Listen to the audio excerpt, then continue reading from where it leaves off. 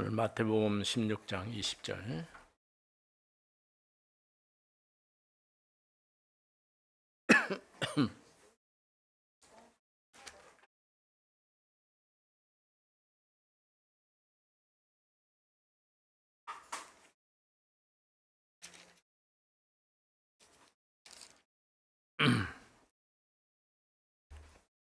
같이 읽어봅니다. 이에 제자들에게 경고하사 자기가 그리스도인 것을 아무에게도 이르지 말라 하시니라. 아멘. 오늘 제목은 복음을 놓치는 이유. 복음을 놓치는 이유가 뭘까요? 우리가 잘 몰라서 그럴 수도 있겠지만은 복음을 알고 있는데도 복음을 놓치는 이유가 있어요.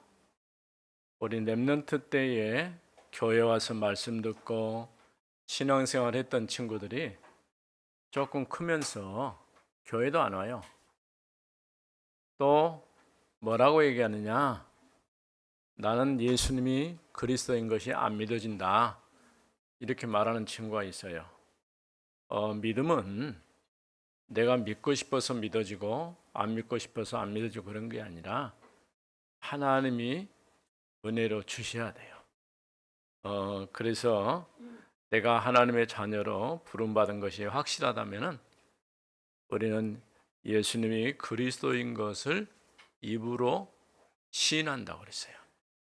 아무도 예수를 그리스도로 믿지 않는 사람은 입으로 시인할 수가 없어요.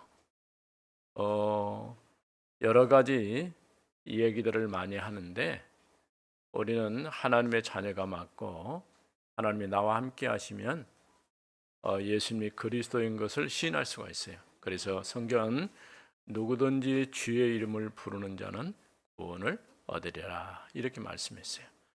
입으로 시인하여 구원을 이룬다. 마음으로 믿어 의에 이르고 로마서 10장에 보면은 입으로 시인하여 구원을 이룬다 이렇게 말씀했어요. 이처럼 우리가 어떻게 해서 하나님 자녀 되었을까요? 교회에서 성경을 배워가지고 공부해가지고 하나님의 자녀가 됐을까요? 아니죠. 우리는 이미 예수가 그리스도인 것을 믿고 주님을 내 마음에 그리스도로 영접할 때 하나님의 자녀의 축복을 주셔요. 성경은 영접하는 자 곧 그 이름을 믿는 자들에게는 하나님의 자녀가 되는 권세를 주셨다. 근데 오늘 여기 말씀 보니까 예수님이 제자들에게 사람들이 나를 누구라고 말하더냐 첫 번째 질문이 그거예요. 어떤 사람은 세례 요한, 엘리야, 에레미야, 선지자 중에 하나입니다. 이렇게 말하는 이들도 있어요. 그때 예수님이 그러면 너희는 나를 누구라 하느냐? 우리 친구들은 예수님 만일에 이런 질문하면 뭐라고 대답할 거예요? 주는 그리스도시요 살아계신 하나님의 아들이십니다. 올바른 신앙 고백이 필요해요. 어떤 분이 전화를 했어요. 어제 상당히 긴 시간 전화인데 이분은 이제 다락방 훈련도 받고 말씀도 듣고 오랜 동안 아마 신앙생활을 한 것 같아요. 그런데 뭐라고 말하냐? 저녁에 자려고 하면은 뭐가 자꾸 찾아온대요. 시달리는 거예요. 본인이 그래요. 본인이 시달린다고 말을 해요. 진짜 시달린 사람은 그런 말을 하기 어려운데 그래서 본인이 예수가 그리스도인 것도 믿는데요. 그런데도 영적으로 어려움 당하는 이 문제를 어떻게 했으면 좋겠느냐. 내가 보고 말한 것도 아니기 때문에 이제 올바른 신앙 고백과 함께 믿음으로 승리하라고 얘기하고 말았는데 우리 렘넌트들이 하나님 말씀을 들었는데 또 신앙생활도 하고 교회 생활도 했는데 어느 날 예수님이 그리스도인 것이 안 믿어진다고 이렇게 말하는 친구들 아까 얘기했었죠? 그럴 수도 있어요. 왜냐하면 헷갈릴 수도 있어요. 사단은요, 우리가 불신자 상태, 하나님 떠나서 시작된 이런 모든 문제에서 우리가 하나님의 자녀인 예수님이 그리스도인 것을 고백하는 걸 별로 좋아하지 않아요. 그렇게 자꾸 속여요. 내가 거기서 벗어났는데도 또 속여요. 불신자 상태에서 빠져나왔는데 또 불신자 상태로 나를 가둬놓으려고 그래요. 우리 렘넌트들은 이런 환경과 문제 앞에서도 절대 속지 말아야 돼요. 그래서 오늘 말씀에 뭐라 했어요? 이에 제자들에게 경고하사 자기가 그리스도인 것을 아무에게도 이르지 말라 하시니라. 왜 예수님은 저는 그리스도시여 살아계신 하나님의 아들입니다 라고 고백한 베드로를 보고 하나님께서 알게 하셨구나 하고 굉장히 칭찬하셨는데 왜 이런 얘기를 하지 못하겠을까요? 예수님이 그리스도인 것을 많은 사람들이 알면 좋겠죠. 그런데 하지 말라는 아직 때가 안 됐어요. 시간표가 아직 안 됐어요. 그런데 오늘 제목이 뭐예요? 복음을 놓치는 이유가 뭘까요? 내가 그리스도라고 확실하게 답을 내야 돼요. 이 답을 안 내면 안 돼요. 그러면 자꾸 헷갈리는 거예요. 어떤 문제, 사건이 있어도 내가 예수님이 그리스도인 것을 믿고 하나님의 자녀입니다. 이 고백하는 것을 절대 놓치면 안 돼요. 그래서 어떤 문제가 와도 그는 속지 말아야 돼요. 사도행전 11장에 보니까 어떤 일이 있어요? 10장에 베드로가 환상을 보고 고넬료 집에 찾아갔어요. 고넬료가 누굴까요? 로마의 백부장이에요. 로마의 군인이고 유대인이 아니에요. 그런데 경건한 사람이에요. 하나님을 믿는 사람이에요. 이 사람이 너 하나님 앞에 기도할 때에 환상 가운데서 이래 베드로와 고넬료가 만나게 된 거예요.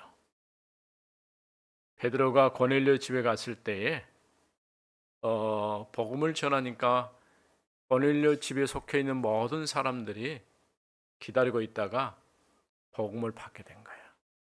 그리고 그날 그때에 성령이 고넬료 집에 있는 모든 사람들 가운데 임하게 된 거예요. 우리가 예수님을 그리스도 믿을 때 어떤 일이 일어나요? 하나님의 성령이 우리 안에 찾아오시는 거예요. 이게 달라요.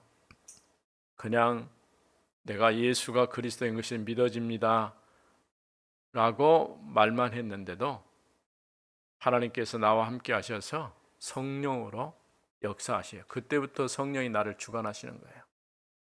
예. 그런데 사도행전 11장에 어떤 일이 있어요? 교회가 모여가지고 베드로 오고 너 왜 이방인 집에 가서 음식 먹었냐? 원래 유대인 오고 이방인은 교제를 안 해요. 사이가 별로 안 좋아해요. 오랜 역사 가운데서 이런 일이 계속됐어요. 그런데 고넬료가 베드로가 고넬료 집에 간 거예요. 또 음식도 먹었어요. 복음도 전했어요. 그러니까 교회가 고넬료가 이방인 집에 가서 음식 먹은 것에 대해서 문제를 삼았어요. 근데 하나님께서는 왜 베드로를 고넬료 집으로 보냈을까요? 이방의 문을 열어서 많은 사람들이 복음 듣고 돌아오게 하시려는 하나님의 계획이 있는 거예요. 그래서 이렇게 베드로를 보냈는데 베드로가 뭐라고 대답했을까요? 내가 가려고 해서 간 게 아니고 하나님께서 보내셔서 갔다는 거예요. 그리고 말씀을 전하는데 말씀 전할 때 성령도 우리에게 임했던 것처럼 똑같이 성령이 임하더라. 이렇게 말하니까 누가 다른 말 할 수가 없죠. 하나님이 함께 하셔서 이루어진 일이라 이렇게 말하니까 아무도 그 일에 대해서 말할 수가 없었죠. 이처럼 복음을 받았는데도 자꾸 옛날 율법주의 또 복음 아닌 다른 것으로 자꾸 사람을 판단하고 이렇게 하니까 진짜 복음을 잊어버리는 거예요. 복음을 놓치는 거예요. 자, 그래서 세 번째는 갈라디아서 2장에서도 이제는 베드로가 실수를 한 거예요. 이방인 집에 가서 음식을 먹는데 유대인들이 찾아온 거예요. 그러니까 음식을 먹었는데 안 먹은 척 했어요. 그래도 표가 나죠. 바울이 베드로 보고 이방인 집에 가서 음식 먹다가 안 먹은 척 왜 했냐? 먹어도 괜찮아요. 문제가 절대 될 수가 없어요. 이방인 집에 가는 것도 문제가 안 돼요. 유대인들은 문제라고 생각하는데 복음 안에 있는 사람은 누구든지 만나서 복음도 전하고 말씀을 가르칠 수가 있어요. 음식도 먹을 수 있고 이런 것들을 제대로 이해를 못하니까 자꾸 옛날 율법자대로 자꾸 사람들을 판단하고 정죄하고 이런 일이. 오늘 우리는 그리스도 안에서 하나님의 자녀가 됐습니다. 그 말은 모든 문제가 끝났다 그런 말이에요. 더 이상 어떤 문제에 매여 있을 필요가 없어요. 우리가 이런 확신을 가지고 있을 때 우리는 복음을 놓치지 않고 참 믿음의 사람으로 서게 됩니다. 오늘 우리 렘넌트들이 어릴 때부터 이 복음으로 확실하게 서야 돼요. 이게 안 되면 또 흔들려요. 어려우면 더 흔들려요. 누가 이상한 소리 하면 더 헷갈려요. 이상한 소리 하든 어떤 일이 일어나든 우리는 흔들 필요가 없어요. 왜? 하나님이 나와 함께 하시는데 어떻게 계셔요? 성령으로 나와 함께 하셔서 나를 인도하시기 때문에 절대 흔들릴 필요가 없어요. 오늘 또 승리하는 우리 렘넌트들 되기 바랍니다. 하나님 감사합니다. 오늘 하나님의 말씀을 들었습니다. 우리가 복음을 알고도 복음을 놓치고 살 때가 많습니다. 사단은 불신자 상태에서 빠져나왔지만은 또 우리를 자꾸 속여서 과거 문제에 사로잡히도록 그렇게 유혹을 합니다. 하나님 이제는 오직 그리스도 안에서 하나님의 자녀인 축복을 누리게 하옵소서.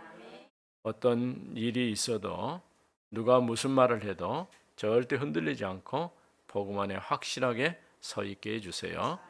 예수님 이름으로 기도했습니다. 아멘.